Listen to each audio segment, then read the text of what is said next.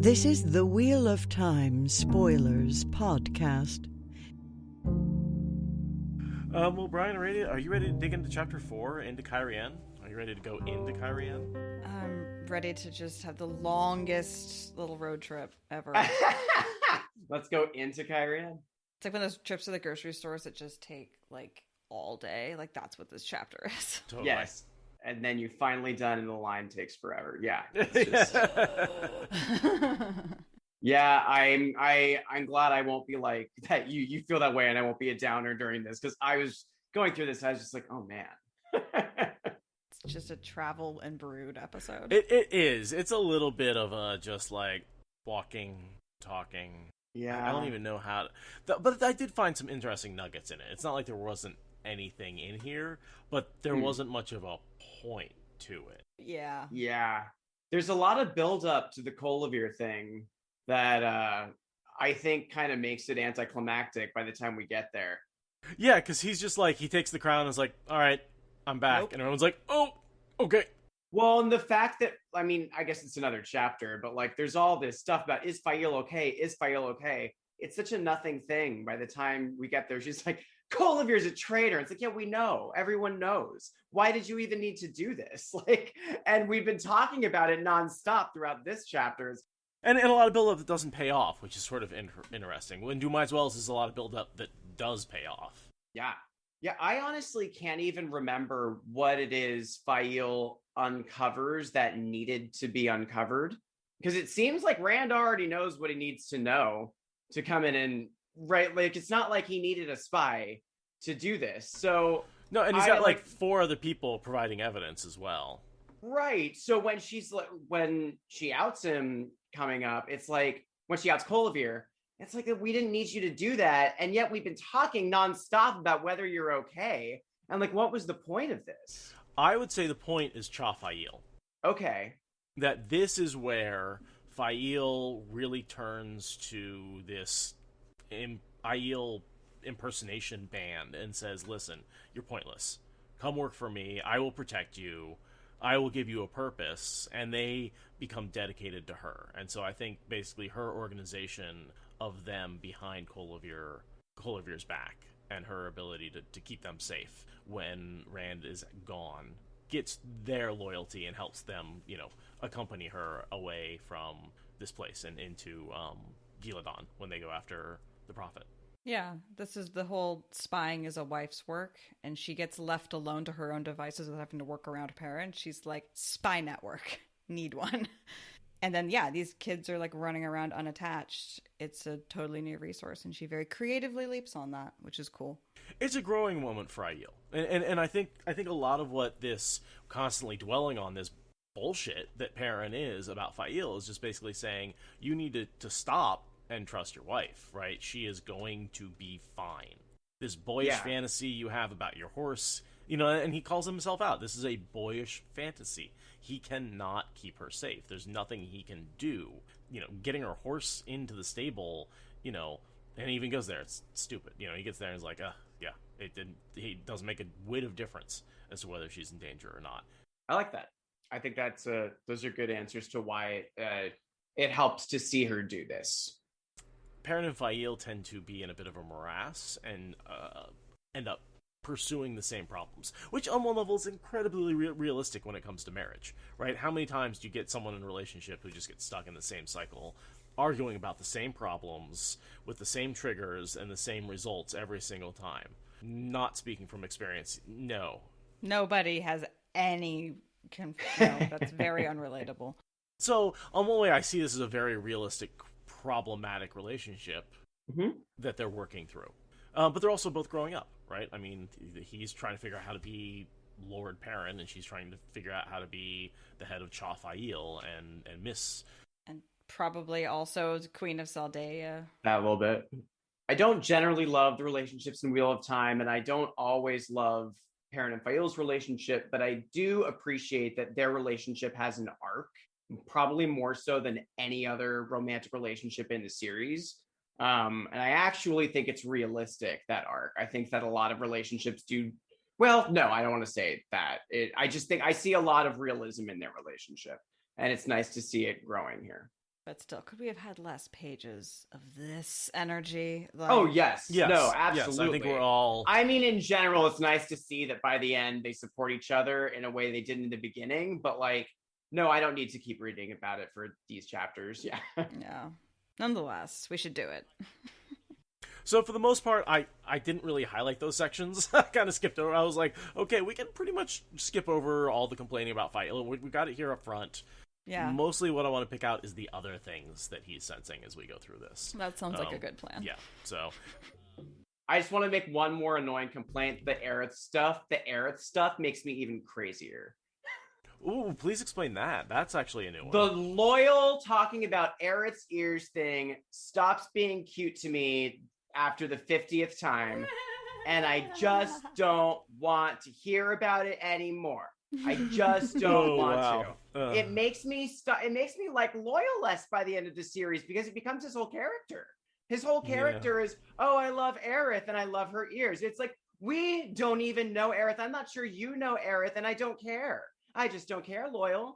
Like, if you don't need to be here, then don't be here. But I can't.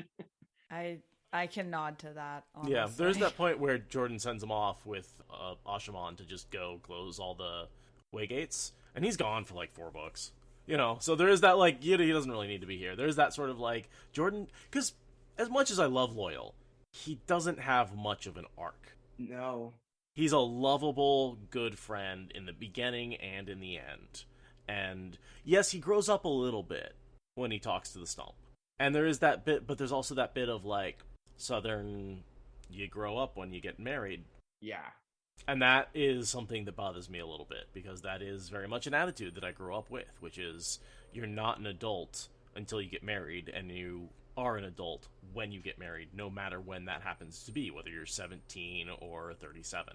That's the only way you can be considered an adult, is to be married. That is the only way to address the Stump, is to be in a coupled pair. Mm-hmm. It was definitely a weird thing so I got married at 17, technically, by a week, because it was a more convenient weekend. But nonetheless, I did technically get married at 17, and spoilers, it didn't make me into an adult at all. But it's been very weird observing the benefits that immediately get conferred to me by following through with such a traditional, appropriate role for me as what I seem to be. And it's weird. It made taxes easier. It made healthcare easier. It made going to school easier. Like, I got married at 17. I didn't have to deal with all that bullshit with student loans and FAFSA where you're under 26 and still dependent on your parents and the EIC.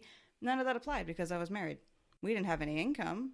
I got through on my grandparents' money the same as before I got married, but like it was very, very weird to get all that stuff conferred to me just for hitching up. There's some real benefits in this country to being married. A lot of our laws were written in a time where it was assumed you would be part of a bi-gendered couple. Marriage is one way, and that has very specific benefits, and if you do anything else, then fuck off. Which is really not good for any kind of relationships. I've been seeing a lot of stuff online lately about like how shitty it is to only be getting real support from romantic relationships, and how much platonic relationships should be giving us way more like genuine support in all the ways. And it's just like, yeah, you get really weirdly privileged when you have someone that can do that romantically. And if not, then like there's nothing, not culturally or socially or... Well, and how much strain does that put on people in relationships that they don't have that traditional friendship support? Well, then that makes that romantic relationship so much more vital, and also that much more strained, because it has to deal with all of your bullshit. Mm-hmm. And I've got enough bullshit for 2 people, right? Like, I don't want to put all that on one person. Like, that's not a good idea. You need good friends, too. Mm-hmm.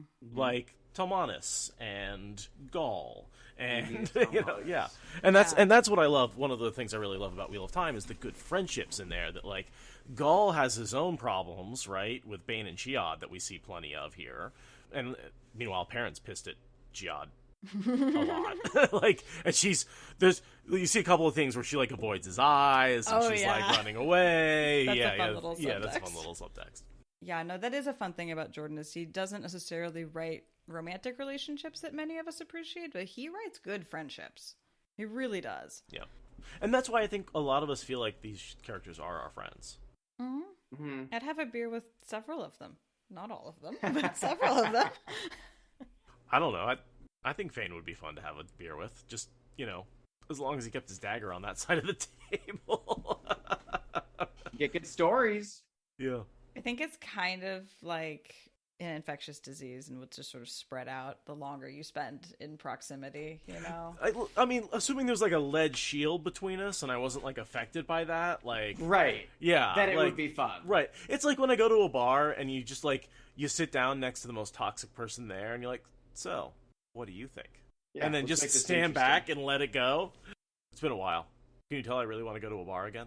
Ugh, I hear it. God, I miss it. Yeah, we went to our tiny little local bar because it's so itty-bitty, and it's just such a little itty-bitty hick bar, and it was just so nice. It's like, I don't care that the music's shitty, and the acoustics are awful, and the food is standard. It's just so different, and there's people yelling in the corner, so I can't even hear my partner, and it's the best. Yeah, I'm not gonna read it in. I don't think it deserves a read in. We can introduce it, Chapter 4, into Cairhien with the rising sun, because Cairhien. Which is a great icon. Yeah, it always makes me think of white cloaks because suns, but yeah. Right, because they've got the golden sun, but it's a full sun. It's the full circle. Well, whereas the Cairhien is always the rising sun, which is the half circle. Right, specifically. Right. Mm-hmm. Yeah, but it's okay. Yeah. So I believe it is an exercise to the reader to read for themselves. It's rare that I do a read-in, but it's all about Faile, and I think we talked about that enough. Chiad. Yeah, Chiad was one of the maidens with Sulin, so now and then she spared him a glance, but she avoided him as if he had 3 diseases, all catching. Bane was not with the column. Most of the maidens followed much the same route with Ruark and with the Algai de Siswai, but moving more slowly because of the wagons and the prisoners. 3 diseases, all catching. I know, I like that it's 3 diseases. It is pretty good. That she's just... And it's all about Jito and shame. And so I guess my real question is, why didn't she stay with Faile? I wasn't able to come up with a definitive answer there. I guess she just thought she didn't need her, right? Like, if she thought she needed protection, she would have stayed, I guess. I don't know. It's a good question. I hadn't actually considered that question. The obvious answer is Rand. Rand's more important than Faile. And they needed every single one of the sisters that could go. And since she isn't part of the official band, no one could command her. That makes a lot of sense. I mean, presumably she does have to obey Nandera and Sulin. Right. Because hierarchy.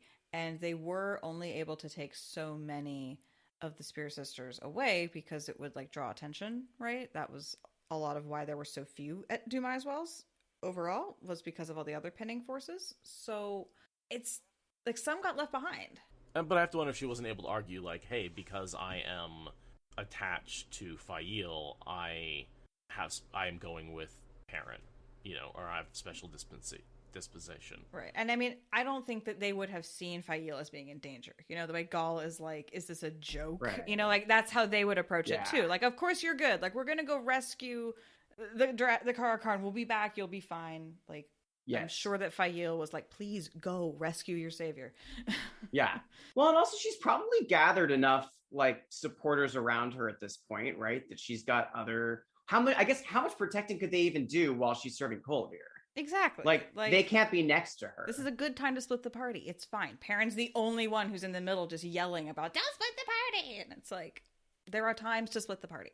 And honestly, if Colavir threw Faile in jail and accused her, two Aiel women are going to save her life? No, they're going to go down fighting. They'll kill a lot of people on their way, but those 2 Aiel aren't the protection that he thinks they are, right?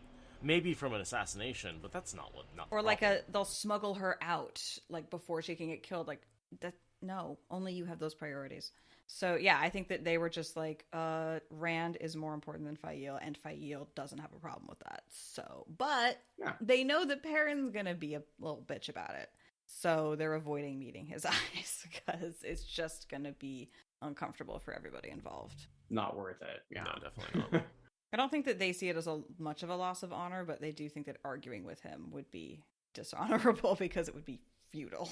I love Min's take on Faile here, though. Yes. Light Perrin. If anyone tries to harm that woman, she'll make him wait out in the hall till she has time for him. The two do not like each other at all.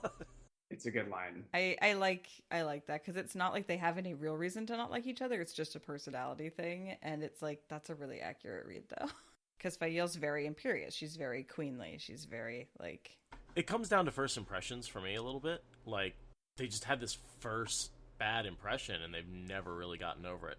Mm-hmm. Trying to remember when they meet. When do they meet? Pretty recently. Basically when Perrin returns from his wedding, so it's right before Dumai's Wells. They meet, and Okay. Yeah.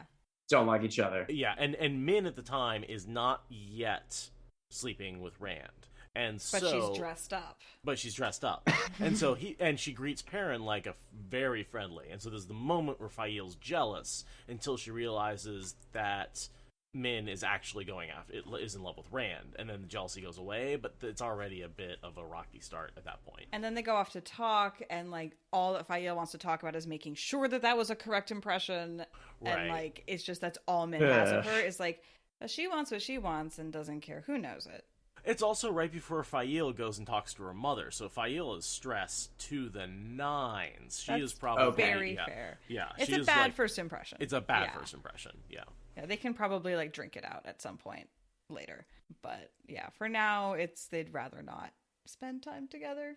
So And I love, and Min has a really good assessment where she's like, Faile is worried that he's going to cheat, but there's no way he's going anywhere. He like, Yeah, that no. man is caught. He is so in love with her. There's like, then there's the bit about Loial, which you said we talked about.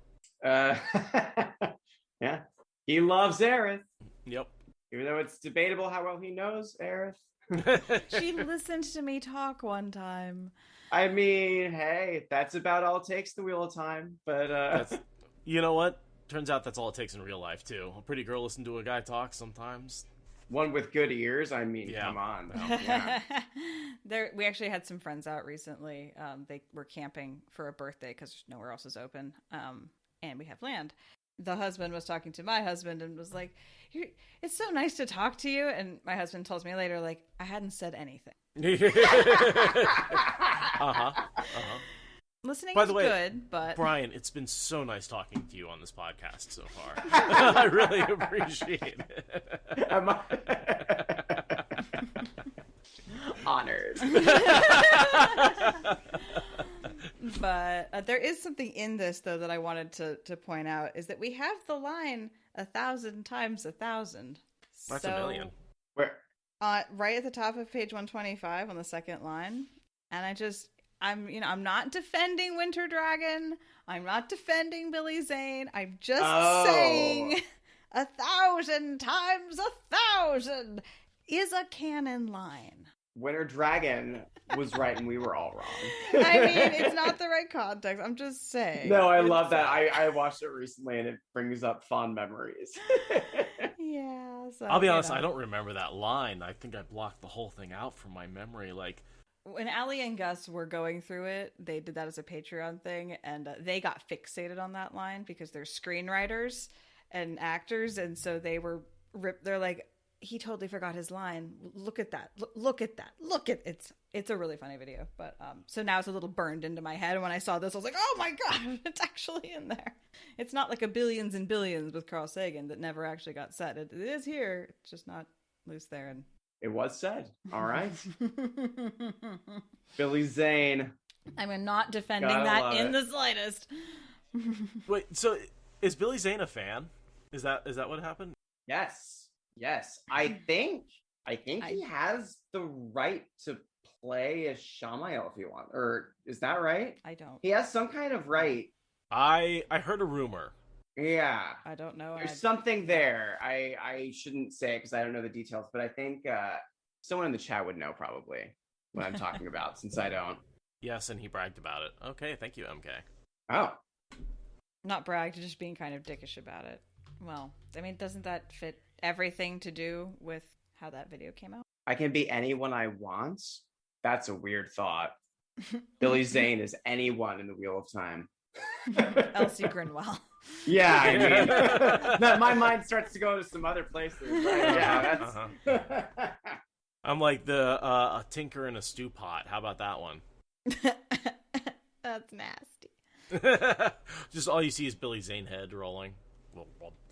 Well, I guess if he has that right, it'll be interesting to see if he pops up in the Wheel of Time, if that's still on the table. Yeah. I mean, or if he'll be the voice. There's always the possibility. LTT voice. Oh, that's a fun option. Oh. He doesn't deserve it. Yeah, I guess someone will have to be cast like as a voice talking in his head, huh? That's probably how they'll do that. Who knows? But yeah, or they'll cast whatever actor they have playing flat. That's the old joke about who's Steve. Well, Steve is whoever LTT is, right? So he can play flashbacks, and then he can like sort of appear as himself. If only Rand can see. I imagine like what they'll do is have someone only Rand can see hanging out, like sitting in a chair, being like strolling, pulling on his earlobe. Yeah. And not have so Rand do ready for it. And then you flash to someone else's perspective, and it's Rand pulling on his earlobe, sitting in that chair, not the chair he thought he was sitting in. Yeah, there are a lot of fun things they could do as far as crazy perspectives go. So it'll be interesting to see what they choose, because they could also not give us a voice and just show us other people's perspectives of Rand talking to himself, so that we don't really know how real this is. I don't think that's what they'll do. I think they will give us a voice, but that's those are all fun things to think about. It's so exciting to think about how the show's going to do this stuff. Yeah, I'm looking for Tyler Durden type, interaction between the two of them, like Fight Club, where this just to the perspective, it's like the two different people. But spoilers for Fight Club if you haven't seen it, by the way. I wasn't planning to, so fair enough.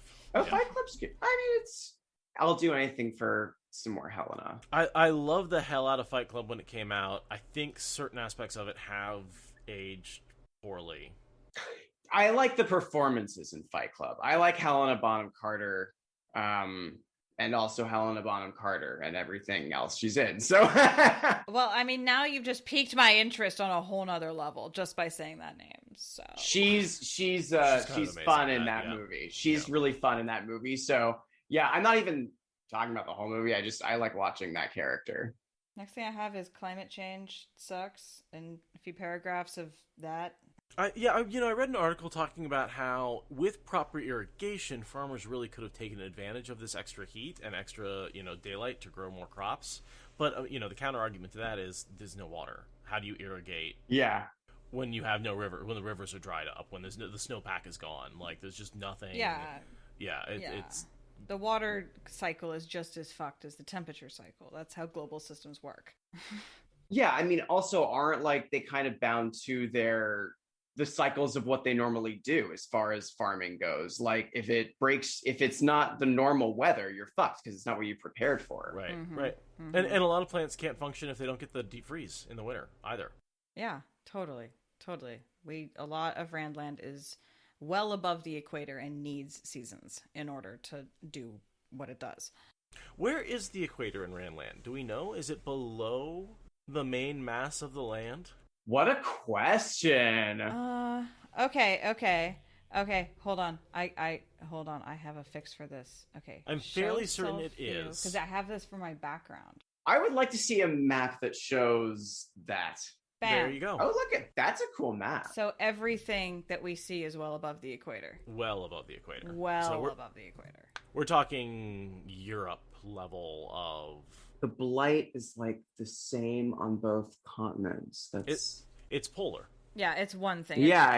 It's just interesting to see that line. It wraps around the entire globe, actually. Yeah, so it's that's everything above a certain longitude. Yeah, there's actually a land mass on the northern pole of this version of the planet.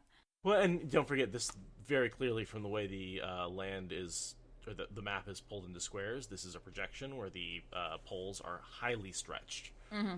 Yeah, it's basically a Mercator projection. Yeah, as far as I can tell. It's really cool. It is really, really cool. I spent a lot of time studying this for a little while. But yeah, I mean, only the little tip of Shara even gets hit by the equator at all. So this is all like North America or Europe. This is not. So everything here needs all the crops that they have are going to need changing temperatures, changing light, all of that. Whatever the Dark One's doing to mess it up, he's not keeping it all consistent, and so yeah, farmers are completely screwed. The only thing I would say is we don't know what the currents are. I'm guessing that a lot of the coastal areas, especially in the south, we talk about never getting snow, seeing snow down there. Even though they're pretty far north, they're probably getting a lot of warm water from the equator, which keeps their climate extremely temperate, extremely mild. Yeah, I would think that, you wouldn't have a lot of deep upwelling down on the southern coast. You'd have a lot of that surface water that's very warm from the sun moving through and just bringing that monsoon season kind of thing. Right. That's what I mean. That's why the fingers of the dragon, right, down by where Tyr is, that's all the rains and stuff on the flooding and in Ebu Dar, everyone's got the shoes for the mud. Yeah, that's all very warm ocean water for sure. Wow, you both know a lot about this. Well, I'm impressed. I'm just like, this is great. I can't contribute, but this is great. I mean, Aradia is the expert for sure. I've ranted about this for a couple of years because of research I did, so Seth has picked up a little bit just because this is not his first time listening to me yell about it. I love studying ocean currents and climate change. Climate change is a subject of mine. I've watched endless YouTube videos. I'm no expert by any means, but I'm also not clueless. Yeah, I studied natural science and then worked through trying to undo the breaking with another natural scientist who's a Wheel of Time fan. So we spent a lot of time thinking about the mechanics of this, so it's a fun sandbox. That is fun. Wow. And then we talked about that for that over that 24-hour stream, Seth. Remember we did at 4 a.m? I was yelling about this. That was the topic. It was 4 a.m. I'm like, I don't know what to do. I'll talk about rocks and climate. The charity stream, the 24-hour Wada Holiday charity stream. Yep. So they come up over the hill after passing through desert and destruction and nastiness of the world crumbling because we need the bowl of the winds. And they come up and they see Cairhien, over which are a couple of banners, right? The dragon banner's still up, but right next to it is Colaver's personal banner, or the banner of her house, I should say. And so that's really where... And a fourth, given equal prominence with the rest, a silver diamond on a field, checkered yellow and red. And so that's Colaver's banner, and shows that, she's taken over. In the name of Brand, but still. It's a pretty quick, visually striking way to communicate a whole lot of political stuff, right? Those 4 banners tell you everything you need to know about the situation that the party is about to walk into. I was going to say, he did kind of know this, though, right? Like, is there anything he's learning here that he didn't know? That he was right? Yeah, it's mostly that he was right, yeah. The assumption, and the timing, it's like, yes, this actually did happen. There's no speculation. We thought that's what was going on, but... Sure. There's no question in our mind now that, she's proclaimed herself the ruler of Cairhien. And that it was her and not someone else, and she was just the red herring. It definitely is Colaver. And it definitely is. Okay, yeah. But it's just rubber stamping what you know. I was thinking about the last chapter. I was like, did they tell him? I couldn't, because he asked. She's crowned herself, hasn't she? And I was trying to remember if they had hidden anything from him, but... Because again, everyone who was with him, the news is 10, 11 days old since they left. Mm-hmm. Yeah. And I think it's been 9 days since she crowned herself. So when he says they didn't waste any time, they really didn't waste any time after Perrin left, at least. Mm-hmm. Crowning herself as the new queen of Cairhien. Mm-hmm. And so they make up a plan, which is basically form a small group and go in as incognito as possible. Yeah, to just be really stealthy by not hiding what they're doing, or not hide in plain sight, right? Because it's Rand in a plain coat and a bunch of men in black coats, and I mean, there's a couple of maidens, but at this point, that doesn't seem that unusual in the city, right? This is an occupied city, right? Doesn't stand out a whole lot. Yeah, and anyone can come in and out of the city, right? Because it's the feast days. There's less security than usual on who can go in and out of the city. So it's extra okay that they take a mixed group up to the gate and expect it to be fine. So they form this. They form that plan, and Dashiva's like, "Well, why don't we just gateway in?" And Rand's like, "Well, I don't want to wait that long." And I was wondering, skimming? Anybody? Bueller? Right? Yeah, I mean, the skimming versus gateways thing, especially at this point in the series when it's so recently just kind of disappeared. And there's also the whole I think later in this book he gateways into Ilion going after Samael, and then opens another short hop gateway, and it's if you're going a short distance you don't need to know the area that well. And I'm just yeah, all you're doing is like, is that not the same short distance? Like, I don't understand the mechanics around, not even the mechanics, just like, what are the characters thinking? Like, it seems like an excuse not, I mean, yes, there are reasons not to jump in, but this seems like a poor excuse. I never understood that. When they later explain how they find a way around not having to learn the area, I've never understood when they find a way like around that thing, that like you can open a gateway and learn an area real quickly later on. I've never understood the mechanics of that, especially with skimming. I just don't, I don't know why I really wonder if like skimming was supposed to be gateways and gateways just came later as a kind of an evolution of skimming. Yeah, and there's just the whole learning an area. I that's one thing that I hope just like gets kind of taken out of the whole. It's just it's a complication that eventually we get around anyway, that is kind of doesn't make a lot of sense, so why even include it in the first place? Yeah. Nodding. I'm trying to remember how they explained it, and I didn't understand at the No, time. it's not all that clear. But it's the idea is that if you open a gateway, there's two things going on, which I think partially why it's confusing, right?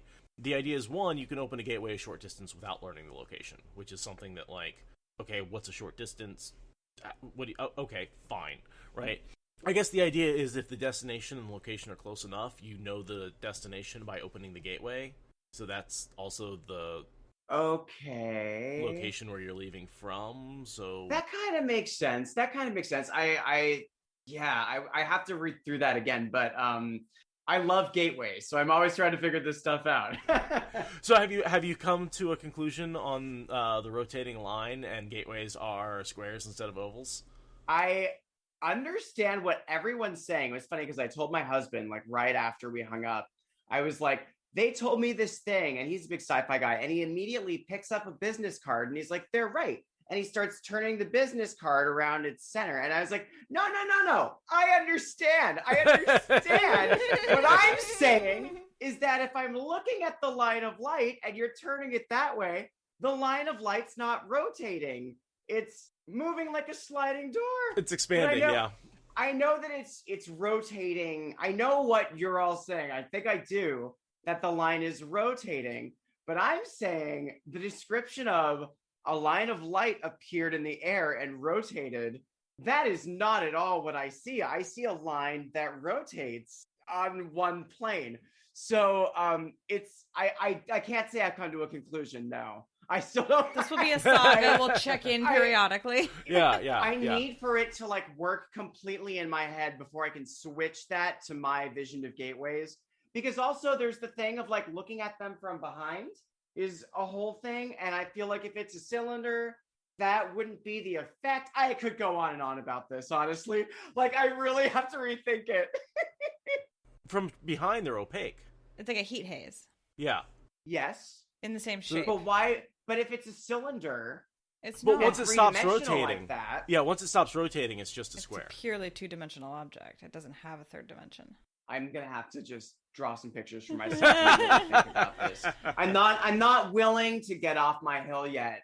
That a line of light rotating, the way it's described in the books to me, sounds like a line that rotates and draws a circle. Yep. That is just a hard thing to get around when I read the description in the books. I'm not saying either of you are wrong. I'm just saying that I can't envision that yet, based on the way the books give it to me. So I love this. Would be to work with someone like unraveling the pattern to try to like actually visualize this, because that's what Lauren kind of does, and that could be like a really cool like deep dive on what are we seeing here from the text thing. This is a topical discussion idea. Yeah, I like that. I feel like from my physics and math background, I've seen transformations like this all the time. Right? Mm-hmm. Like this to me, I feel like me and Arady are like, oh yeah, we've seen this in class a million times. Like this, but I never got it then, so it's hard to explain it now. Yeah. And so it's like one of those things where like I just feel like I need the right animation, and you'd be like, oh, okay, now I get it. Yeah. So speaking of Deshiva, I wanted to read this a little bit. As my lord dragon commands. This is after Rand yells at him that nobody dies. The fellow inclined his head, but he sounded sour, and he smelled.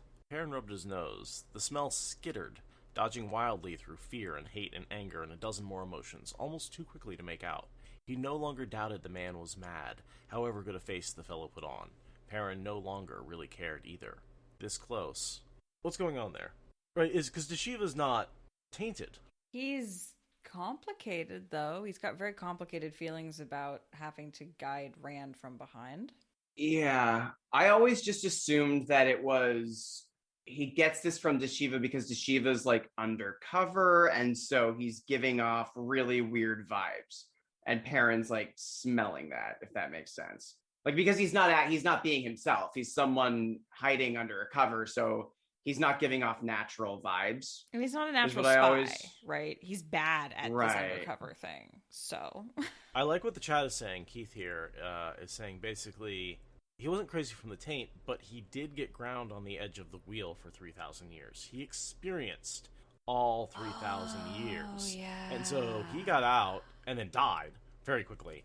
And that there may be some real mental, actual just trauma and insanity unrelated to the power going on with him. Because he had to actually... Oh, that's a really good point. He's actually organically flawed at this point. Right. Also, mad scientist stereotype. Yeah, we don't start out all entirely there in the first place, so... Right. No, this is the man who invented Trollocs and Fades and Golem and Worms. Thought that was a good idea. Yeah, I got letters from the ethics committee. Right, yeah. This guy was, he never really had a lot of morals when it came to his experiments to begin with, and he's only gone off the deep end from there.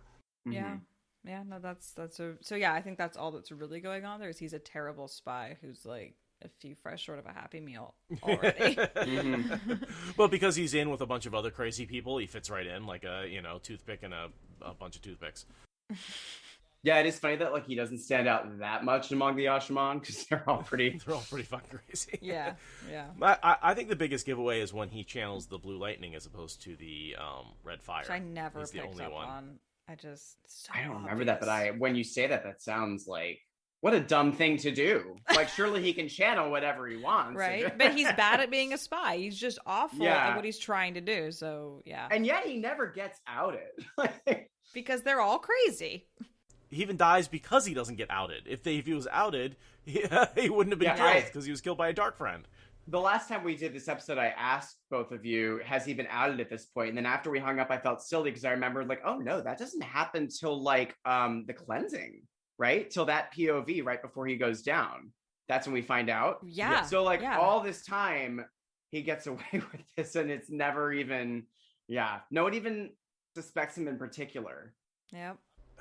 I mean, he goes rogue when they attack Rand, right? But there's like a group, right? There's a group. They don't think he's Forsaken. They're just like, oh, he's a Dark Friend Ashaman. Yeah, he's a Dreadlord, right? Which is all of a sudden they're a dime a dozen. So right. So whatever. Yeah. Elza, man. Yeah, Elza, man. I would have loved to be in that meeting where they talked about what went down. So I don't know if this was because Elza's a Dark Friend compelled by Varen to be loyal to Rand. Mm-hmm. And Varen's a dark friend. So and Varen's a dark friend. It's very unexpected. So they walk through the Foregate, which is sort of the area, was the area outside the city. And we spend a fair amount of time in the Foregate in early books. And that's actually an interesting contrast to coming back to it now as this burned out. Because it burned... in the riots after Rand came through as the hurricane that he is. Hurricane Rands. In a way, all of these people out here suffering are kind of his fault. They're like the people that get uprooted because of like as Dragonsworn, except that they're like dragon refugees, right? Like their homes burned down around them rather than they chose to up and leave their homes. But either way, they're displaced people as a result of Rand. By the way, when I said it burned down in the riots, I immediately have this highlighted that said this had been a Foregate until the Shido burned it. The Shido burned it? So the Shido burned it. The Shido came through very recently, right before. And the grain riots didn't burn the Foregate? God, the Shido were just... They certainly burned some of it, but whatever was left got burned down. Shido were just making so many friends. It's not a good thing to be in the Foregate. It's generally a bad place to set up shop. Yeah. I get the feeling that whatever didn't burn in the first fire burned in the second. Right, and I mean, like, undoubtedly it burned down in the Aiel War, right? Like, it's one of those places. Well, the topless towers of Cairhien burned, right? So everything burned. Mm-hmm. Mm-hmm. Mm-hmm. And so then all these people have been put out and aren't allowed back in the city, right? But I was given some confusion because then there's no guard. Anyone can come on in the city because everybody's welcome because of the celebration. Maybe it's like a sundown town kind of thing. Like, you can come in during the day, but you gotta leave at night. They would not have left the shelter of the walls on their own. That makes sense. But, like, ostensibly during the day when everyone's looking, sure, you can come in and have a good time. It's only under cover of darkness that we're gonna, put you back out. Well, and there may be a certain look. If you look like a refugee, they may not let you in. Exactly. Situation. It'd be a very Cairhien thing to do. Right. I love how Cairhien are described at this point of like they're very polite on the outside, but like behind closed doors, they're disgusting. Is basically how Cairhien are described, and I don't really know what that means because like, well, if they're polite in public, then what are you even talking? What are you complaining about? And like Perrin does it in this chapter at one point. He's like, oh yeah, they're all very polite in front of me, but as to what else is going on, I don't even want to know. Because of all of the scandalous stuff during the Festival of Lights. I guess it's that. Yeah, I guess it's just they're so scandalous during the festival itself. Yeah, the whole like running around topless and making out with people across class. It's just all very And I think later on, Cadsuane says something about how like they like to pretend to be prude, however much they carry on like rabbits behind closed doors, and it's just like okay. It's funny to me because it's like, well, if they're prude in public, like it's weird that they have this reputation that behind closed doors. I love it. I think also part of the impression comes from Huron. When we in the Great Hunt, when Huron's like being all polite to Rand because he believes in the veneer of the Cairhien, and then when he gets into the servants' quarters and they're just like laying all this slanderous stuff on him, and he comes out all affronted because he's an actual borderlander with standards and like all of that. I think that sets you up for Perrin's prudishness to feel like it's part of the same thing. Yeah. Well, because Cairhien is also like a very two-tiered society in the very same way Victorian, that Tyr is. like that. Yeah, very Victorian. Yeah. It doesn't quite have the caste system that Tyr does, but it's close. Yeah, close. Pretty close. Yeah. There's a moment in the series, I don't remember when, but it's a Morgaze POV, and her thought is, Cairhien were disgusting, but something else. I don't remember the rest of it, but it makes me laugh that she's this queen and she's like, Cairhien are disgusting. And it's like, they're these polite people who never like want you to, be too offended by them. It's so funny to me. Well, you just made me think though, the reason that Morgaze would have thought that, I always assumed it was just like regular, ethnocentrism, nationalism. Oh, but I guess she was married to one. She was married to one, and a Damodred at that. Yeah, and she didn't like him, did she? No, it was a cold relationship that produced 2 children anyway. That's who Tom had killed, right? So yeah, that's a good. I never thought about that. That's why she thinks that. I've never thought about that either, but like. It always just made me laugh. I was like, this is this queen who's supposed to be like understanding of other cultures, which is the thing Elaine always makes a deal out of. And she's like, Cairhien and are disgusting. I think it's funny. Yeah, you said that. I think that's why I was like, wanted to defend her. And then suddenly a reason came to mind. And it's like, well, my ex is disgusting. Yeah. Yeah, like that's fair. Yeah. You're allowed to hate on people when you have that kind of intent. Yeah. So, that's. And there is also the English French sort of rivalry going on between Cairhien and yes, there's intermarriage, but there's also a little bit of just like my place is better. Yeah, wherever I am. Yeah. Yeah, and like Normandy is a bone of contention. I'm not sure where Normandy fits into the Randland analogy, but there's a Normandy somewhere in this. It's interesting that the two countries there's a river between them, and it's never really contested between Cairhien and Andor on either side of that river. Like, they just use that river as a border, and that seems to be fine. Neither one of them. I don't know of any history of fighting between the two countries. They've had wars, but we don't hear about anything specifically on the river, which, I mean, one of my little personal soapboxes is that I think that rivers should be natural borders, like, as a general rule. So maybe Robert Jordan's just, building a little piece of idealism into his world building where rivers are just respected as the logical boundaries that they fucking are. My counterpoint to having rivers as boundaries is I would love to have a bridge between here in Portland and Washington, but because you have to deal with two governments to get a bridge over a river, it's much more harder to get something like that built. And so if the river is inside a country, it's much easier to span that with infrastructure. And having a land border is much easier to just put up some fence posts. It's true, but you could make a committee to form a committee to make a subcommittee to investigate creating a committee for that. So, I really don't know what you're complaining about. Make it work and build a bridge, damn it. No, it's a valid point, but and Zool is also correct. Rivers move, and that can be a problem. That can definitely. Be a problem. I can lose or gain property as the creek moves because part of my property line is a creek. If the creek bed moves, I lose or gain property, and I can do nothing about it. Does it move that much? No, but it could, and that's how it's written into the law. And if you have something like this, a heat wave that lasts all winter, and then you put on top of that massive rains of when they use the bowl of the winds, you can see how flooding a creek might change the bed, for example. Yeah. So, and climate change can do the same thing, where you have a massive dry spell, the creek dries out, and then you get a flood, and it'll carve a new path. Yeah. Hmm. Yeah, floods are very powerful erosive forces. Can be, or depositional forces. But yeah, if you look at any river historically, especially like the serpentine ones that wind a lot, like over time, meandering rivers across floodplains, yeah, they often will make connections across the little snake-like things and totally change their route, and they meander quite a bit over time. The Mississippi is an amazing case study for that.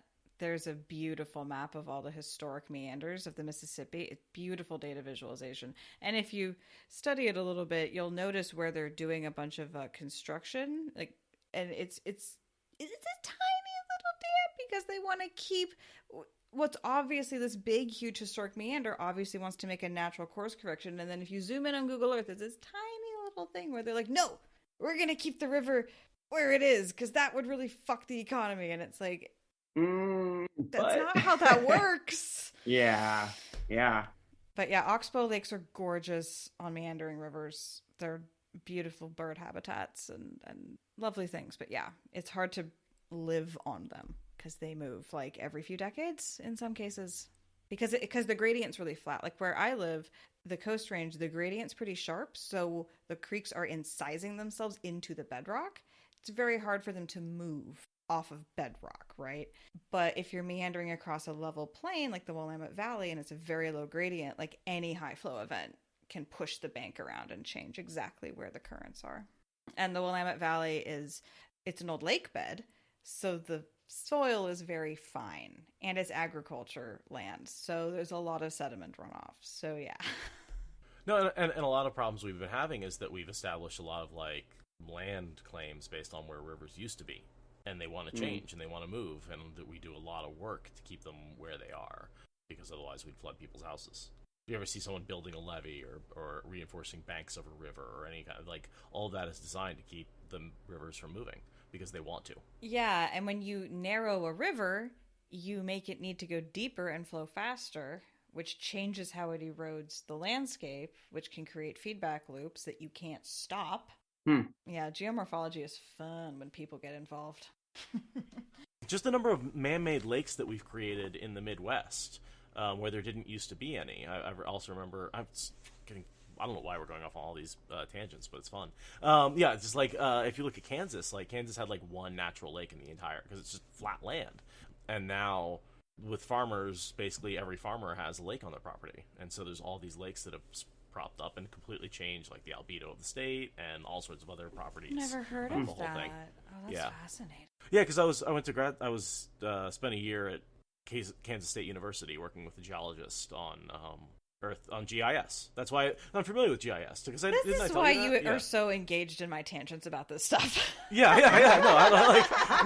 No, I don't know if I've told you about this, but he was working on the groundwater level, groundwater table level in the Kansas City plain. Or the Kansas plain, the underwater level water. So yeah, the water table. Specifically then how that water was brought up and put into lakes and how that affected the land and everything. Like, Right. And like tapping into the Ogallala aquifer and like how that relates to the fascinating. Yeah, when you come down and visit, we should definitely talk about that. So anyway, from groundwater back to wandering through the city. A lot of descriptions of Cairhien, straight roads, hard edges, fancy place names, beautiful palace, pale-looking people in dark clothes. One of the few times he actually describes the whole people as pale. Mm-hmm. You know, it's like one of the few times you can actually be like, yes, Cairhien are white. Like, yeah. Yeah, I guess that's true. They're real pale. They're like me, except with dark hair. So then we have the slow motion mental calculus of these two groups, right? The one group walking up and the other group defending the gate, and everything being all like meaningful eye glances and twitches, and then everyone gets tied up in flows of air and it's all moot. It's great. Time up in air. We're done here. And then Perrin's like, oh no, the magic people used magic. I'm so uncomfortable. It's like, do you want to get to your wife or not, Perrin? Like, let the magic people use magic without getting the heebie-jeebies, please. It's true. He's kind of having it both ways there. It's like, oh, you want to talk nonstop about getting to Faile, and then all of a sudden you have a problem with this? No. I would love it if the Cairhien just all looked and dressed like Louis XIV. Just, you know. I know. Like, it's very, very Louis XIV, Court of Versailles. Like, give me all the brocade and the lace and the hair and it's just the Hall of Mirrors. Like, I've been to the Louvre. Not the Louvre. I've been to Versailles. Like, I got to walk through. The Hall of Mirrors was under reconstruction at the time, which was very frustrating. But nonetheless, like, that's the energy that I always get from Cairhien. Mm-hmm. So it's like whatever the food and whatever the like other specific details, like Versailles under Louis XIV is like definitely it makes me feel French. I expect fleur de lis in Cairhien and architecture. I expect to see little fleur de lis everywhere. I like that. I don't think I've ever thought of them as French, but like that lines up. That's fun to think about. And here's a fun fact: the reason the French were often thought of as short is their foot was longer than the English foot, and so someone who was 5 feet in France would have been 5'8" in England. So Napoleon wasn't that short. Was 5 foot in French feet, but that's the equivalent to 5'8" today, or 5'6" or whatever, right? Oh, wow. Like, so it's the reason the rumor is because feet weren't standardized, and the French foot was a longer measurement. Plus, like, you need propaganda against this asshole, so. Huh. But the propaganda came out of a natural difference in measurements, and so that's fun. I didn't know that. I did not know that. And so then the short Cairhien, I sort of headcanon that is like he's sort of taking the short French, which weren't really short; they were just perceived that way, and making that canon. Yeah, the legend fades to myth. Legend fades to myth, and then myth becomes fact. Right. Unfortunately. Well, life imitates art, right? That's because what is time but a wheel of events reoccurring over and over and over again. And speaking of that makes me think of the foreshadowing here, where Perrin's like, very likely all the Ashaman could tear the palace apart. And it's like, yes, give it a book and a half. That will be with a bunch of these people specifically. I mean, that's right. Is that in the Sun Palace? Are they in the Sun Palace? Yeah, it's the big hammer when they attack that Rand. smashes. I forgot that happened in the Sun Palace. That's the end of next book, right? I think so. Yep. No wonder the Hall of Mirrors is under renovation. Right? So I thought that was funny how it's Perrin's like, oh, well, hypothetically they could. And it's like, they will. Give it like 7 weeks in time, in book time. Like, wow. Yeah. That's fun. Awesome. Yeah. Because isn't it? It's the full Ashaman who didn't accompany them. Right. And then the ones who are with Rand like go away with him and also get declared traitors or something. It gets very complicated.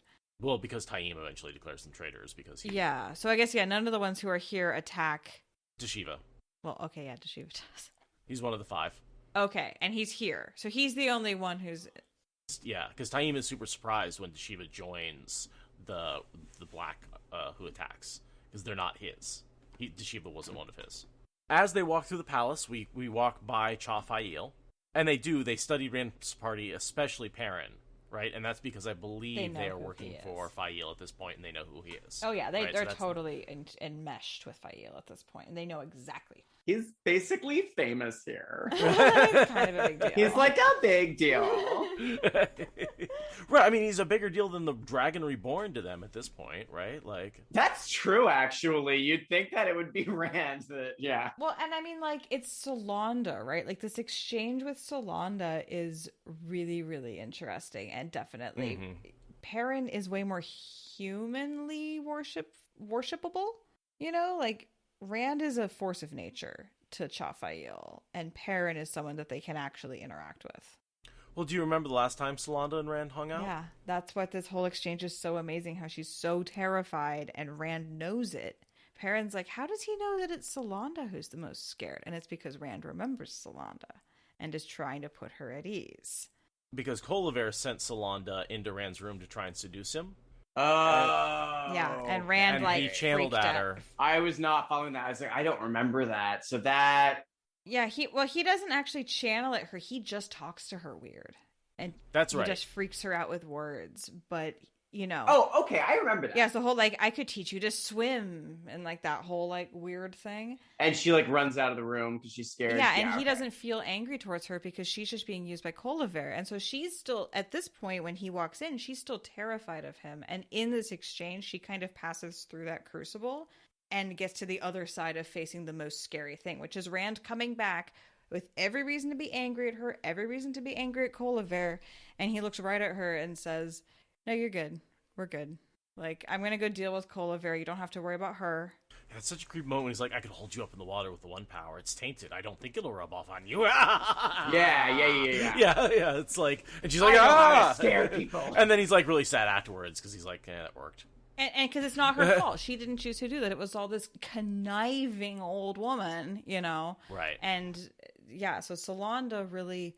This is one of the most important moments of Solanda's life, and it's just brushed by because Perrin is so like, Faile. But like, for Solanda, this is one of the most like, this is the closure to one of the scariest moments of her life. This is the closure moment, and then the rest of her life goes on after that.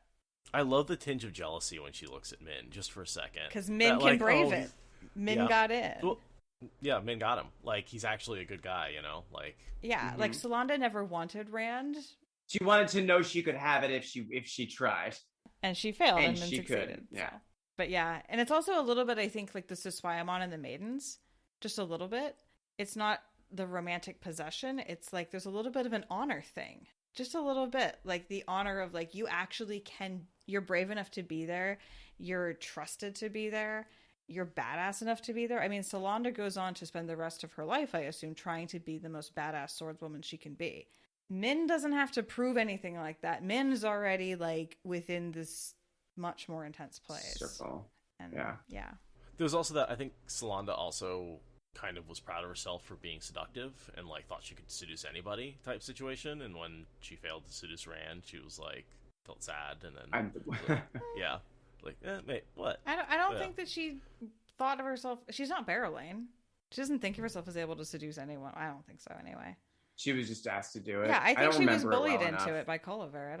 I don't think she ever wanted that, but I think there's a little bit of like Min succeeding at it, whether or not she wanted it. So I wonder if they'll keep any of this Colliver stuff in the show. I feel like this whole, I feel Colliver herself would be one of my first characters to cut if I were trying to adapt this for TV. Yeah.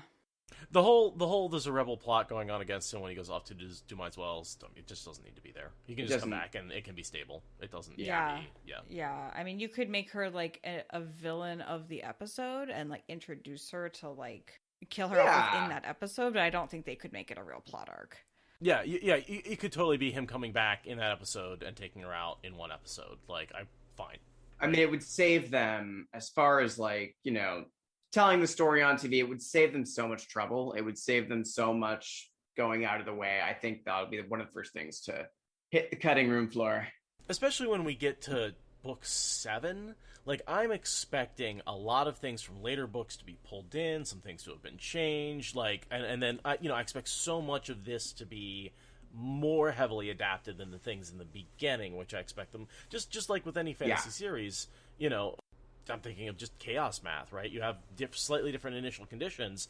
They start off looking the same, and they very quickly diverge into two very different shows. Totally. I think later seasons, the further in we go, the more differences we'll see just by the nature of how that's going to evolve. Right, because you have to stay consistent to the characters, right? You can't just force same events to happen when the characters have been on different paths since the last branching point. Like, and I can see the ending being very similar and the beginning being very similar, but this stuff in the middle, where we're getting from the beginning to the ending, is going to be very different because you have two very different endpoints sort of in mind, right? Things have shifted in the beginning, things have shifted in the end. To get your characters set up into the right place, this middle stuff is going to have to be whatever it needs to be. Yeah, which is how RJ wrote it initially, so that's very meta appropriate.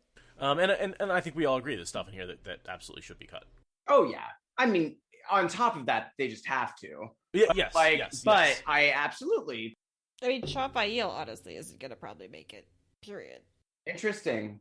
I wonder. I don't know. I bet she. I mean, there are so many things. Yeah, she has some friends. Yeah, just a few friends. I don't think that it's like this whole Shaw Faile Salada, like none of that. I mean, I will definitely say Malden is another thing that I don't think they would be wise to bother with. Yeah, totally. Just because it's like, we're almost there. We're almost at the end of this story. Don't do this to us, is how I feel when I get to Malden. But again, like for at the end of a season, give me a short arc. She gets kidnapped for one. He's following them for another. He rescues her in the third. Sure. Right? Yeah. 100%, end the season with that. Like, go for it. Like, absolutely. I am not at all opposed to Malden being in the show. It just doesn't need to span the time frame. That's a good point. It's not the first time he's rescued Faile by the time we get to Malden, really. So I don't mind him having a rescue, whether it's at Malden or somewhere else, but I think that just we don't need this whole, even though there are things about Malden, I almost hate to admit it, but there are things about Malden that I think are beautiful. I think Morghase's thing is beautiful in Malden. I love the use of fork root tea from the Sean Chan. I think that's really interesting. It is. I love the whole collaboration with the Sean Chan, bringing Kylie into the story. I mean, I love her character. And I wish it played a bigger role in the final battle. Oh my god, so much. Which maybe Rafe. Just saying. Hey, if you're actually going to write the Sean Chan sympathetically, how about you have them step up and do something for the... Sorry, I could go on after that. But it's, it's not my favorite part of the story, but there are definitely things there that I think are good. Yeah. But you can put him elsewhere in the story, Totally. You can put him elsewhere. Morgase can channel a bit of the one power to do something else somewhere else if that's what we want to keep. Absolutely. We don't have to go so far out of our way. And that's where, we started this saying, like, by the time we get to season 7, there's going to be pieces and bits that are going to be used all over the place. And if they're used in a different order or, I'm fine with it. Build your story with the bricks that Jordan gave you. Totally. I love that.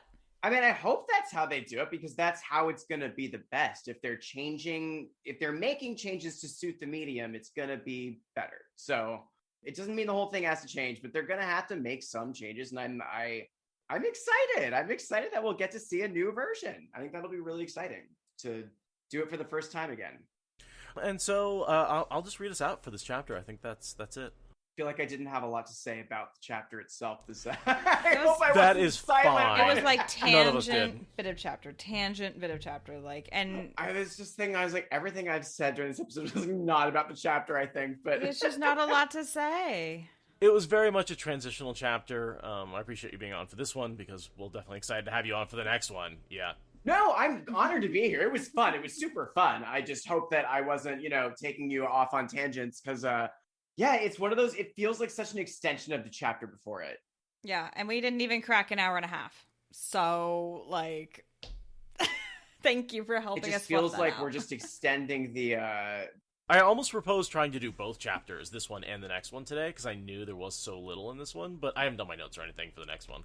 It's actually fun to see what tangents we do go off of when it's a chapter like this. I find on Wheel Talk, when I'm doing a chapter that's like, there's nothing there, I'm like, well, I guess we'll have to find, and it's funny what happens. But Travis made a good point that he actually enjoyed the like tangent-y episodes more than the ones where we just talk about what happens in the chapter, you know. So Yeah, there's I enjoyed there. this. Yeah. I thought this was a lot of fun. Yeah. I'm glad I got to be here for this chapter actually, because it's fun to actually revisit this part of the book. It's interesting for me because I don't think of a Crown of Swords as the slog. I don't. No. But this sort of is the vibe that I associate with the slog when I read this chapter. This is kind of, it maybe, I don't think we're always trying to say like, where is the slog? And I don't think that's the way it works in real time. I think that just sometimes throughout, there are just sometimes chapters that don't need to be there. And this is one that they're setting things up that like, don't need to be set up. What if we just walked in on Faile as Colivir's servant and didn't know anything about it? What if Perrin didn't know about it? What if Perrin hadn't been worrying about Faile and just walked in and saw her as Colivir's servant? That would actually be interesting and cool and dynamic, and then have him freak out and have it last for a page. Like I think there are changes they could make that would shorten this and also make it more interesting on the show. But you know, as I found in any book, there's usually Jordan has been writing the first chapter or so has some recap in it. It's actually more heavy recap than I would expect, which makes a lot of sense when these are coming out years apart from each other. Yeah, I forget that. That's fair.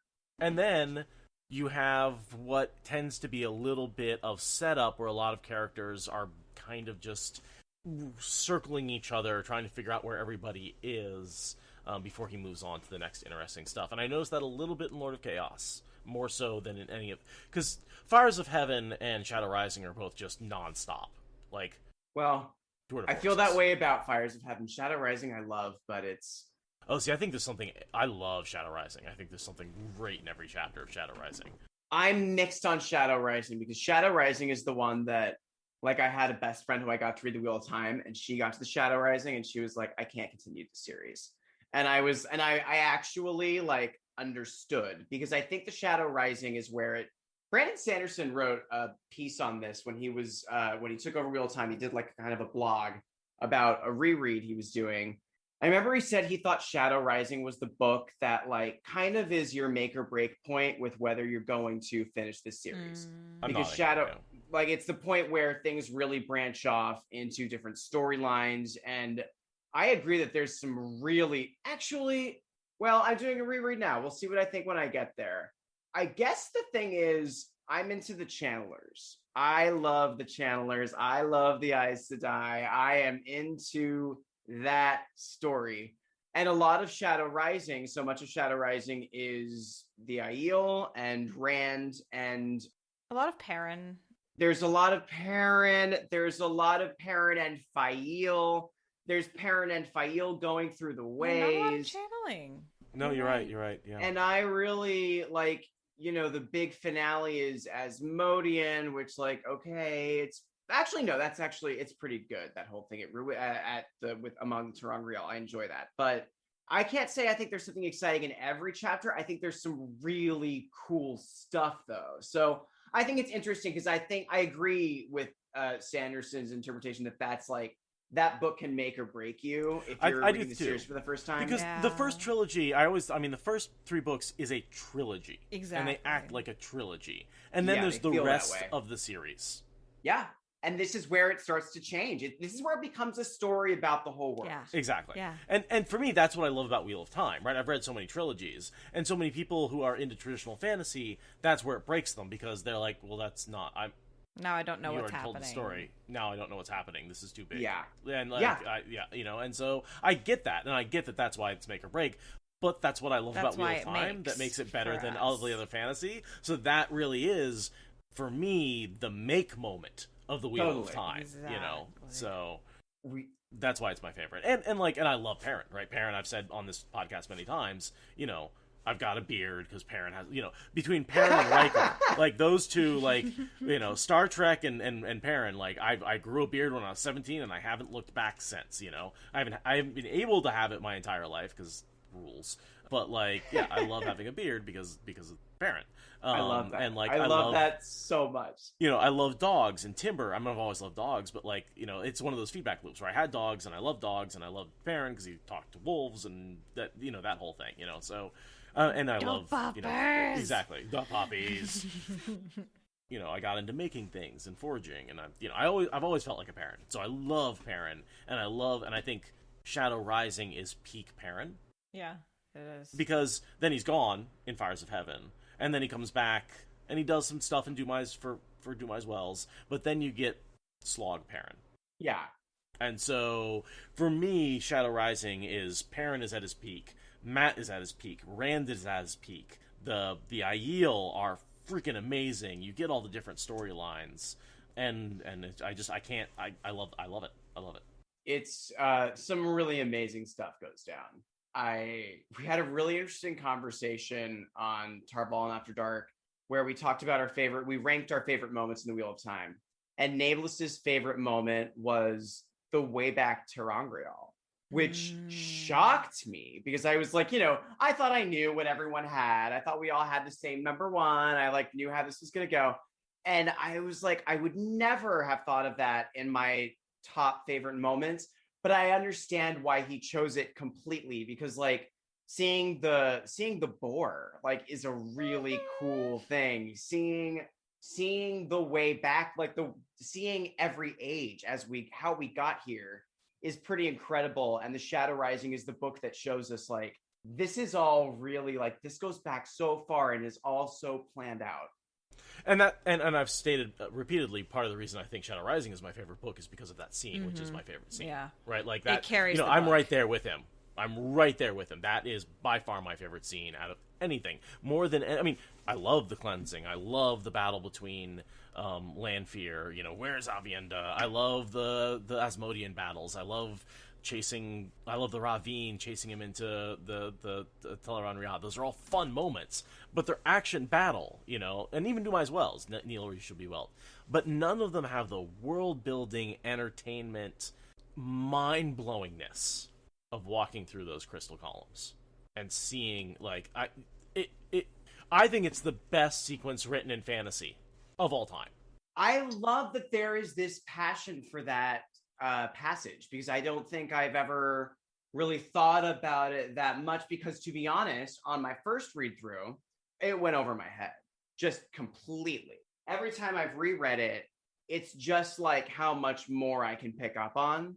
So when it comes to my favorite moments in the series, that doesn't come to mind because so much of it really still goes over my head when I read it. I think there's still probably a lot of details that and I've read the series a couple times, but like I'm like, I'm not completely sure but I not that it's not great. It's that I just, some of it goes over my head. So my favorites, I think of different parts. I would highly recommend going back and listening to the What Spoilers episodes of those because we sat down with Bambi and Nikki from Australia, and we did it in reverse chronological order. Yeah, it's so amazing. We went through them from oldest to newest, and it actually clarified an awful lot for me. It's so good. Like cool. And not because of what me and Patrick did. It's because of what Bambi and Nikki did. So good. Yeah, no, it's the fact that you chose to do it in the order you did, and then that you had Bambi and Nikki, which like we've had Bambi back several times. We've never had Nikki back. And I don't even think I made those recordings. I think that because they were at Australian times, I've only ever listened, but those are the only ones I've ever listened to repeatedly. Of all the episodes, I've never listened to a What Spoilers episode twice, except for that set, right? Because it's 2 chapters, so it's 2 episodes. I can't wait for this. 3, but it's so profoundly useful to have it put into context. And then, of course, it's Australian, so like, I mean, Bambi's wonderful, and this sounds like all of the things I look for in a Wheel of Time podcast episode, so I will be looking that up after. Yeah, and then also my passion, obviously, for that segment comes out. Yeah, and I completely agree with everything Seth said. Like, just because I'm just nodding because I agree and underscore everything Seth's saying. Like, that's just yes, correct. I love that this is people. I mean, it was I was so narrow-minded about it going in. I was like, I know what everyone's number one is going to be. I'm pretty sure I can guess everyone's number two. And we all had different answers, and they were all great answers. And this is just a series that it's also like, what's your favorite part can mean different things to different people. And we didn't discuss that, which was fun too. So it's fun to just like see what people say. But that was something I didn't expect to come up. Yeah, well, and also, like, if you're doing, like, spoilers like we are, and, you're a Brown like we are, like, those are some of the most information-rich resources for when you're trying to do something like help someone fact-check for their fan fiction, for their D&D campaign, for whatever. And, like, those chapters are some of the most we ever get of the world history. So you end up reading it over and over again and realizing how much brilliance he had there. And, that adds a lot of value. Going back, these chapters are so short that we pick apart every detail and, like, we come up with stories for, like, one-off comments that these characters make that have no context, but we get to make up stories as listeners about them, too. And infer a whole world that exists at that time. Yeah, it's always more fun to make up headcanon that makes it fit than to say that the author got it wrong, Like, I pull out the author got it wrong card as rarely as possible, because headcanon, it's a much more interesting creative exercise to be like, no, this inconsistency is actually because, and then insert meme of conspiracy theory here. Yes, you can always make it work somehow. Yeah. There's a few things I can't, but that's usually because I have an opinion I refuse to compromise on, and I just accept that there are many turnings of the wheel and move on with my life. Although I'm sort of the different opinion in that I actually think I'm going to tilt this back a little bit. I actually think it's fun to have some inconsistencies that we can talk about why those inconsistencies are there and what the history of those inconsistencies are. So, like, for example, I'm going through the Eye of the World right now. And I'm talking about the dreams and what's going on there. And is Lan sharpening a sword yet? That's not till the end of Great Hunt. Not yet. But, I'm talking about dream shards and how many of these are dream shards. And, there's a lot of stuff in what's going on with the dreams and why Ishi behaves the way he does. Instead of, for example, just killing the two Taviran once he finds out who's who. There are just some questions. And I actually, on Wheel Talk, like, I've thought about, do I try to find an explanation for this? And I'm like, you know what? I like acknowledging that, like, I don't think this makes sense. But I think that's because the rules weren't hashed out yet. And they got hashed out at this point. And that's fun to talk about. Like, when did the rules get hashed out? I personally, there might be evidence contradicting this, but I feel like skimming seems like how traveling was supposed to work, and then he changed his mind to gateways is sort of how it seems to me when I read it. That might not be true, but I think if it is an inconsistency, it's interesting, because I think that when and why he changed his mind is interesting, and if I'm wrong, I like finding out why. So I think, yeah, totally, yeah, but it makes for fun combos. It's fun. See, whereas I had the opposite opinion about that. I always thought, like, he included them both because he thought it was very, like, symmetrical, that you have one where you have to know the destination and one where you have to know the origin. And so I think he tried to make two different channelings and make them both useful, but it just became too complicated, and, like, he ended up just going with gateways in the long run, because why have two modes of channeling when you have one? But, like, I do think that, like, he was trying to do this sort of symmetric balance thing where with everything else, where one's based in the origin and one's based in the destination. Sure, but, like, I hadn't thought of it that way. Talk about Eye of the Worldisms as sort of just like, yes, oh yeah, there's definitely a lot of stuff that never comes up again, and yeah, some of those things persist beyond the Eye of the World, but they're generally shaken out by the time you're done with book 3. Another reason why I love book 4, it feels like he finally got completely consistent with his world. That's a great point. And maybe that's actually, I hadn't really thought about the Shadow Rising that way, but when you say it like that, that's true. It's really where things the rules feel like they're on track at that point. Mm-hmm. We're not doing any more of these endings where we don't understand what's happening. Yeah. We're not doing that anymore. It's true. And I've argued that, he writes in a way that puts us in this character's shoes. He makes you confused when Rand's confused. He makes you frustrated when Perrin's frustrated. And I think maybe he's doing a similar thing here, right? Like, You know the rules now because you're a level 5 character, so... Because you're not... Because all the characters in the first 3 books, they're very confused about what's going on, and so they're from like their level 1 and perspective, 2. Like, they don't know what the fuck they're doing. Things don't necessarily make sense, and there's some contradictions because they don't really understand what's going on, but once they level up... Right, the DM's kind of benevolent because you're a noob. Yeah, the creator is like, I'm not going to participate. I'm just going to move this army over here. Don't mind that. I'm not going to do anything except this one time. Don't think about it. Yeah. Is Taviran just like the DM being like, okay, I'm not going to like throw you anything you can't handle. There's just going to be this coincidence that's going to make the thing go along. Yeah. Pretty much. Yeah. That's actually a great analogy of just like kind of shifting a little bit of your storytelling to, it's fine. No, of course you survived it. Of course you didn't die. But And then it means that Einsteinian physics are just completely out the window because in this world, God does play with dice. I saw a meme of someone playing D&D, and it's like 2 corridors, and one is going into the dungeons to explore, and the other one's climbing the mountain to explore, and they both lead to finding the dragon. It's like it doesn't matter which path you choose. You're in either case, there's a dragon at the end. You're not gonna, yeah, and that's sort of similar with Taviran. Is like no matter what path you choose, you're gonna be in Tarmangaiden. It's the same choice, Yeah, I go back and forth on Taviran because it does. I mean, there are some fantasy series where people complain that these coincidences and extreme luck aren't explained. And this is a situation where like we're given an explanation for why they're so lucky and why all these things are coincidental. So I'm like, I guess it's a smart thing to do to create this dynamic where like they were born lucky. But I also, it does explain for a lot of things in the series. And sometimes it feels like, I mean, I would love on the show to see Matt or Perrin die in the last battle because it feels so much like that just can't happen. Taviran right? plot armor. Yeah. I was expecting so much plot I was really expecting Matt to go down. When Matt went down with Mashadar, I was like, that makes sense. And then he comes back, I'm like, that makes no sense. The fact that neither of them went down, I was like, okay, so being Taviran just really means you're invincible, is kind of how it feels after 14 books of them surviving these things they probably shouldn't survive. So... No, and last battle is a great point for them to be like, okay, I've accomplished it. Oh, you're not Taviran anymore. Stab.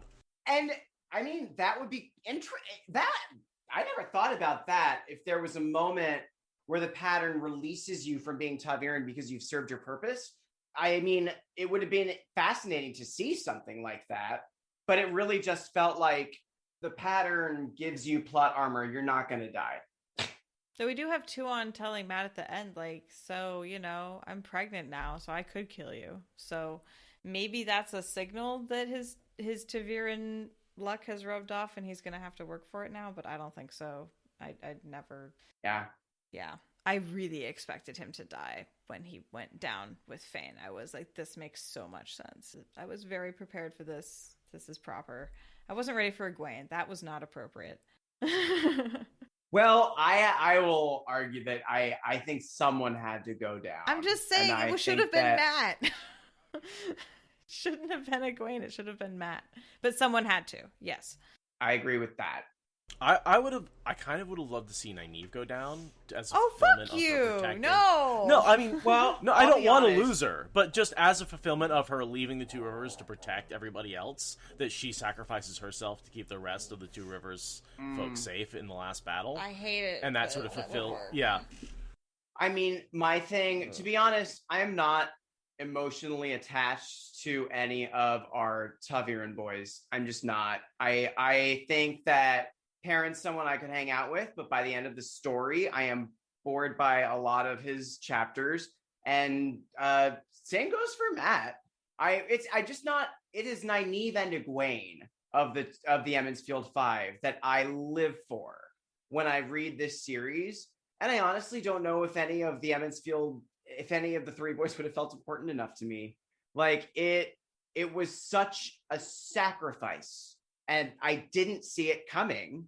And I really, it is because she was such an incredible female protagonist that I like. That's the kind of protagonist I latch onto in fantasy, and just it was so hard to lose her. And I needed to lose someone important in the last battle. I needed to, because we've been talking about it for the whole time, and it's this horrible battle, and like 4 of them survived it. So I'm not saying that they shouldn't have, but if it was going to be one of them, it needed to be someone that mattered to me, and only Egwene and Nynaeve qualify. That's fair. That's me. That's fair. Not to say I'm glad she died, not to say like kill the women. I'm not saying that at all. I'm saying they were the ones that I was attached to. And I think that I needed to see a sacrifice for the life, because this last battle had been set up as this thing where so many of us are going to die. And I was so afraid. I needed to see someone important either turned or killed before the end. Yeah. What about losing Moraine again right after getting her back? That would have hit me the same as Egwene. I'm really glad that we didn't have both of those happen. I don't know if I would have cared so much. She didn't do anything. But she deserved it. After I was a little annoyed. No, she deserved to have a life of just running around after. She was on board with that for longer than anyone, except for the Forsaken. I totally agree with that. My thing is that, like, the whole series, there's this thing that Moiraine is the one who needs to be at Sheol with Rand. It's prophesied that Matt has to give up half the light of the world to save the world. And then we get there and it's like, no, it literally could have been any female channeler. Like, and she didn't, the one who needed to be there was Nynaeve. That's the person who, if she hadn't been there, the world would have ended. That's true. Moiraine could have been swapped out for anyone, and I wanted that Nynaeve style moment for Moiraine. I expected it because Matt gave up half the light of the world to save the world. That's so fair. It was weird to me that went to Nynaeve at the end, because I mean I love it. It's like one of my top moments when Nynaeve heals Alana. Perfect finale to Nynaeve, but I mean Moiraine didn't need to be there. I would have loved to have seen her be there with Rand in the Void. Like, somehow that bond through Kalendor allowed Nynaeve and Moiraine to, like, join him and buttress him and be part of the battle against the Dark One. In that case, that's a good argument for why it would need to be Moiraine. But I was hoping going into that it actually needed to be Moiraine and Nynaeve. And I was disappointed that the only one who actually needed to be there was Nynaeve, and that saving Moiraine, like, it could have been anyone. Moiraine, even at this point, is weak and using an Angreal, so it really could have been it could have been more days with that Angreal. Like, it doesn't matter. And so the fact that we brought Moiraine back for something that anyone could do was what I would change there. Yeah, the argument is that Moiraine needed to be there to keep the kingdoms reunited, that they would have fractured and he wouldn't have had a united army if she hadn't walked in at the right time and convinced them. Like, that group was splitting up, and that, like, without her intervention at just the right time, the whole alliance would have fallen apart. They wouldn't have been there for the breaking of the seals, they wouldn't have followed his 4 rules, and they would have lost the last battle. So half the light of the world to save the world means Moiraine walking in on that meeting to... Really, though? I'm right there with you. I'm with you on the discuss. I mean... That feels really she's one of the 2 channelers at Sheol Ghul during the face-off with the Dark One. That... I don't buy that. Yeah, I'm going to boycott that as well. I don't think I think it. What's the opposite of headcanon? Like, no. I mean, honestly, what if Nynaeve... That Matt had to rescue her, so his army was going, without her, he wouldn't have had his army. I'm going to just headcanon that she did something really profoundly magical during the last battle that we just don't see. I'm just going to headcanon that's why she had to be there, and that Rafe will fix it. She's, like, standing there cheering Nynaeve on. She's like, you can do this as you heal Alana. Right? And, like, anchoring Rand's soul. Like, something that just... Rafe will fix it. I'm not saying this should happen, but I think it's an interesting idea. What if Nynaeve was the one who took Lanfear out through the twisted doorframe to Rangreal? And you'd have to change a lot to make that work, but What if Nynaeve was the one that we lost and Matt had to save Nynaeve? Because in that case, it would actually be half the light of the world to save the world, because the person you're saving is literally the only person who can do this. And like, I'm not saying that that's how it should happen. I'm just saying that that's the kind of scenario that I needed from Moiraine. I could see Moiraine actually dying in the attack, and then Nynaeve tackling Lanfear. So that, because we need Moiraine to be taken out of the picture, right? We can't have her still around. I like that. But her to actually I'll die take it. in that fight is fine with me, right? Like, she's not really necessary for the rest of the story. Kill her then. She goes out on such an amazing It's an epic moment boss that when we battle. bring her, it's when we ranked our top moments, that was there for me. That was in my top 5. It's so good. And I think when she comes back, to not really get anything like that again is disappointing. Interesting, like, what if Moiraine saw the only way to save Rand was to condemn Nynaeve to the hell of being tortured by the Finn? And she's like, fuck you, Nynaeve, I've always hated you. I got the easy way out. She's like, I'm gonna die and you're gonna get tortured. And then Lan is saved because he wants to die for Moiraine because of the bond, but like he has to save Nynaeve, But he has because to save somehow Nynaeve, and he she's in knows another that world. she's alive Yep. and that she's being Yeah. tortured, and so he can't die until he rescues her. And then that's just, we take Myrell and all of that weirdness out of the picture completely. And he could do that quicker. It doesn't have to be quite, maybe she gets rescued in a book, in a season or something like that. Whatever, if Zoe Robbins needs to take a sabbatical or Yeah, it's something that I think is a fun thought. And like, I like it. I highly doubt they will do anything like this on the show. But it's fun to think about, because I think it creates a situation where Matt going back there to save someone makes sense. I hate to say it, but saving Moiraine they've grown beyond her. doesn't make Yeah, sense. the emotional bond Like, to Nynaeve is way more believable. I think that they set up something that just wasn't delivered for me. And even though I like the actual rescue, bringing Also- Moiraine back needed to be more important. It kind of For me. avoids the whole Moiraine the White issue of like dying and then coming back later with different Which set of is powers. very and, Gandalf like, Yeah. of her. It's very Gandalf. Which That's what I'm she saying. never is the thought about Gandalf that. character, so she's She is the Gandalf allowed. character. But It sucks that Gandalf comes back with better powers, and Moiraine comes back. She's like, I can barely do anything, but but I can fall in love because that's what really matters. I mean, yeah, it's yeah. Yeah, not a fan of how Moraine's story ends. But that's a conversation for another episode. That For is- sure. Sorry, talk about tangents. I just yeah. Well, on that note, Faile did have a good reason. She had to. And that's it. That was my readout right there. Okay. Awesome. Classic Perrin. Faile, she's so important for reasons that are never made clear. Yay. And we will come right back to this next week on Tuesday. We're going to actually get to the Coal of Air that all this setup has been preparing us for. So excited to have Brian back for that, and Be good payoff. just finish off this 3-episode arc that we've had you on for. This has We been a can't wait to blast. have- Thank you so much for having me again, and I'm excited. I'm having fun revisiting these chapters before doing this. This has been fun for me. So yeah, I can't wait. Yeah, no, it's been so fun having you on.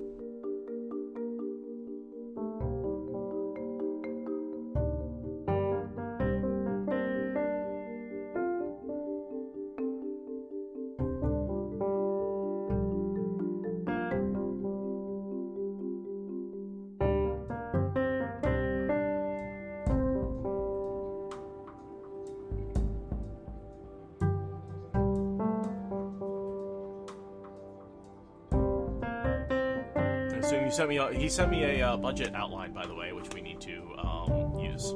So you and I need to get together after this. Well, maybe not after this, but Not after this. I have to go get appointed to elected office after this, actually. So. well, Fancy. tell us. That is a story you need to go over again. No, I've told you before. It's just for the rural fire protection district. I'm Sure. going to run for election, but the seat's going to be vacant, and I've been told I'm going to be appointed. And the monthly meeting is tonight after this. That's cool. So I'll So- get elected to the thing in May, but for now I'm going to be appointed. I did not think I was going to become a politician. So basically you said I wanted the job, and they said, yeah, sure, here. Pretty much. Yeah, they put out a thing being like, here's the election, here's information, and then I showed up, and I'm like, yeah, I'm interested in doing this, and then they're like, so would you be interested in doing that soon? Because we need people to approve the budget, like, now. Because it's a 5-person board of directors. There's not a lot of, like, redundancy. But, yeah, I'm going to be in public office, and that's a very strange thing. That's cool. Congrats. Thanks. We'll see how it goes. Aradia for president. I think that's... No. I'm in. Got my vote. Of Cascadia, maybe. I'm not moving. Like maybe I'm tomorrow. Not moving, Yeah. yeah, I'm not moving east of the Mississippi and the Rockies. That's not happening. I'm staying on the west. How about president of the succeeded Cascadia? Cascadia. Yeah. Well, I mean, I want the Cascadia bioregion to be its own thing, right? Parts of Canada, parts of the U.S. Well, yeah, it was Washington, Idaho, Oregon, and then good chunk of BC. A good chunk of BC. Yeah. Yeah, the Cascadia bioregion is a beautiful concept from a geographic standpoint. There's a really cool poster I have that I need to hang up on my wall that's giant, but it shows the entire region and all the rivers and everything. And yeah, that would be a cool country to rule. But I don't want to rule. I want to make podcasts. Aradia of Cascadia. I like it. Yes, I love that. Pretty good. Well, Arabia after the the Civil First War of and the Cascadia. country falls into 17 pieces, I'll take that part. What is it? Dies the fire? Yeah, 747 crashes into Corvallis. And then there's a community not far outside of Eugene, as well as the despotic ruler in Portland, who I know someone who is loosely connected with one of the inspiration for the actual villain in Portland, because he's part of the SCA. He actually knows the guy that villain was based off of. History professor who just knows a bunch about medieval stuff and makes, becomes a despot. And yeah, I know a guy who knows the original. Apparently he's very nice. That part's not realistic. It's just the breadth of knowledge and how, if you know 500 years of medieval history, how might you make a mashup as opposed to we're just doing a period piece, right? Dies the Fire is very cool. I haven't read more than 2 books in the series, but because it's a series called Novels of the Change. The whole thing starts in Nantucket. That's actually where it all happens, and there's a whole parallel series about the other side of the world. No, I want to read these books now. Oh yeah, Dies the Fire by S.M. Stirling. Worthwhile. I've read the first one. Enjoyed it. Yeah, it's a great standalone novel, and then the next one picks up 10 years later. So it's if you want, sure, but you don't have to. I love that. How have you been, Ryan? Welcome back since 2 days ago when we talked to you last. Good, thanks. Yeah. Or yesterday we were when on I Hollywood talked to Squares. you. Yeah. I've been good. It's fun doing all this wheel of time stuff. It's fun. But I'm good. I just posted my Lego reenactment of the Camelin Road face-off. So that's an old thing, but it was always a part of a recap video, and I'm finally putting all the Lego stuff up as its own, just so it's easier for people to find. But that's up. I've been rewatching it today because it's a lot of fun. I like that one because I do all the Emmons Fielders in Legos. So that's up now. I think, how long ago was that originally out? That was 20th video, and I'm now at 35. So it was a while. Not that means anything, but it was it was a while ago. I'm trying to. It was a while ago in relation to how long we've been going. There's a lot of stuff that's kind of embedded in a recap that I think some people didn't get to watch because they don't necessarily watch all the recaps. So it's good to release this stuff on its own. But yeah, it's a 4-minute Lego video if anyone wants to check that out. It's amazing how expressive Legos can be with editing, and it's why I use Legos. I have so many Lego heads because they have such great expressions. It's great. I love Legos, but I was able to get one with a headband. It's not exactly a Hidori, but it definitely looks enough like Lan. And I also drew a patchwork pattern on Tom's cloak. It looks pretty good, so it came together. I like this one. A little bit of a scowl on his face or something, so he's scowling the Hidori. I have 2 Tom. Oh, for Lan, I've got 2 Lan faces. I've got a happy one and an angry one. I'm confused. How do you have a happy Lan face? That seems there's one moment where he chops off a Murdrell's head, and for one shot, he's got a little happy face. Gotcha. Yeah, one gotcha. frame. I use it sparingly. Yeah.